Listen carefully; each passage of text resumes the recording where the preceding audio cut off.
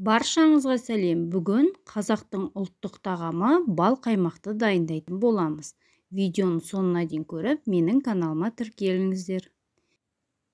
Бір қасық балды аламыз. Оған жарты қасық ұнымызды салып, жақсылап араластырып аламыз. Ұнның түйіршіктері қалмау керек. Осылай жақсылап араластырамыз. Және оған бір қасық қаймағымызды қосып араластырамыз. Бал қаймаққа магазиннің қаймақтары келмейді, ескерте кетейін. Бұған кәдімгі натуральный қолдың қаймағы керек.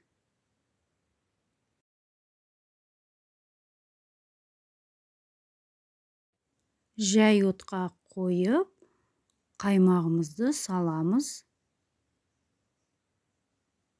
Осылай ериді. Бал қосқан қаймағымызды қосамыз. 200 мг қаймақ болғандықтан бір ас қасық бал қостым. Егер бал болмаса, бір қасық шекерімізді қосуға болады. Енді жай отта осылай араластырып қайнатамыз. Мен 3 минуттай қайнаттым.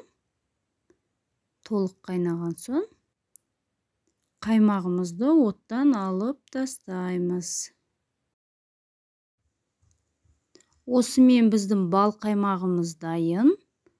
Міне осындай майлы болып шығады. Қолдың қаймағы болғандықтан нанға жағып жесеңіздер, енді керемет тәбетіңді ашады. Ас болсын, жасап көріңіздер.